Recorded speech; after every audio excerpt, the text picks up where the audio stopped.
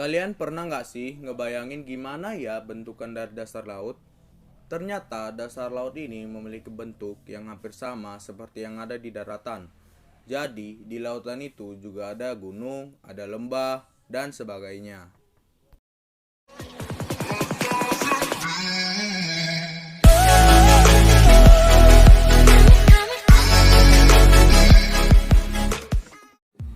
Halo teman-teman, perkenalkan nama saya Fernando Alonso Sitorus dari kelas 10 MIA 1. Saya berasal dari SMA Negeri 17 Medan. Di video kali ini, kita akan mempelajari yang namanya relief dasar laut. Simak videonya dengan baik-baik ya. Halo teman-teman, kita akan mempelajari relief dasar laut yang dibawakan oleh Fernando Alonso Sitorus dari kelas 10 MIA 1. Yang pertama adalah paparan benua atau landasan benua. Landasan benua itu adalah dasar laut yang dangkal atau perpanjangan dari benua ke arah lautan hingga kedalaman 200 meter.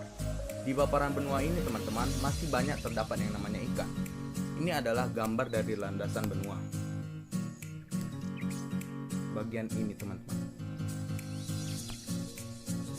Kemudian contoh dari paparan benua ini adalah dangkalan Sunda.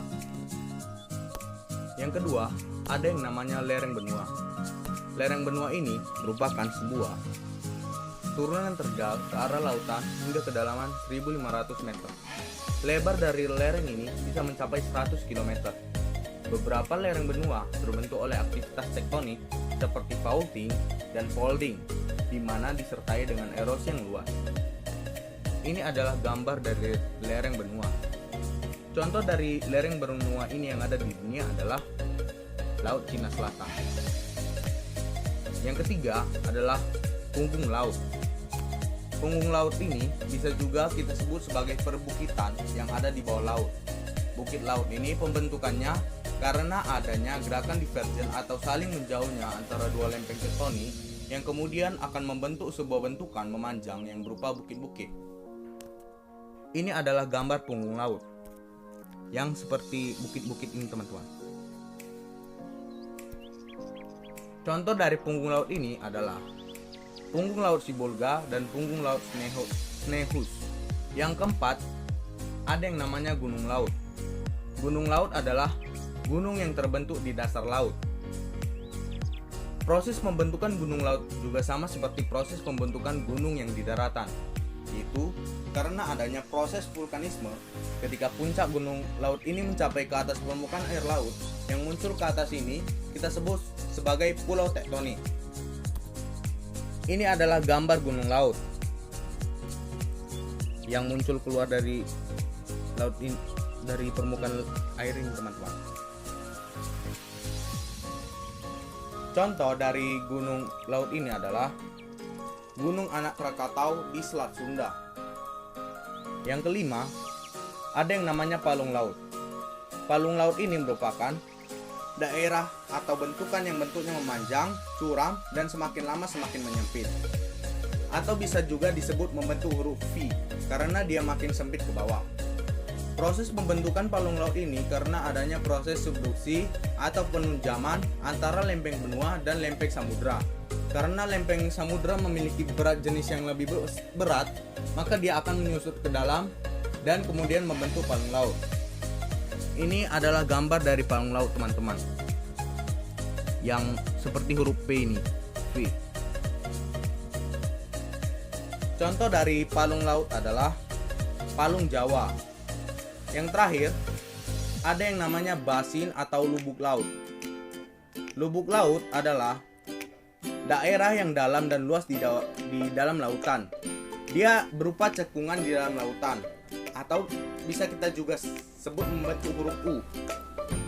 Gambar basin itu seperti ini teman-teman, yang membentuk huruf U ini. Contoh dari basin atau lubuk laut adalah lubuk laut Sulu. Kalau kita lihat di gambar ini, di sini ada yang namanya paparan benua teman-teman. Lalu di sini yang curam yang semakin menurun kemiringannya ini merupakan lereng benua. Lalu ini adalah punggung laut teman-teman. Dan ini yang menyempit ke bawah ini, yang berbentuk celah ini merupakan palung laut. Lalu di sini adalah gunung api bawah laut. Kemudian kita akan mempelajari yang namanya faktor-faktor yang berpengaruh terhadap relief dasar laut. Yang pertama adalah proses penenggelaman. Proses penenggelaman ini merupakan proses penurunan dasar laut, dan ini terjadinya adalah pada zaman es dulu. Nah, sekarang proses penenggelaman ini membentuk paparan atau dangkalan yang kita kenal kalau di Indonesia adalah dangkalan Sunda dan dangkalan Sahur. Yang kedua, ada gerakan eostatik. Gerakan eostatik ini adalah gerakan yang menimbulkan adanya perubahan ketinggian air laut. Jadi dia bisa menghasilkan karang. Yang ketiga, ada gerakan dasar laut. Gerakan dasar laut ini bisa berupa pengangkatan dan bisa juga berupa penurunan. Kalau pengangkatan, maka dia bisa membentuk gunung laut, sedangkan kalau dia berupa penurunan, dia bisa membentuk cekungan atau basin. Sekian video saya tentang relief dasar laut. Mudah-mudahan bermanfaat bagi kita semua. Jika ada kesalahan kata, mohon dimaafkan. Terima kasih.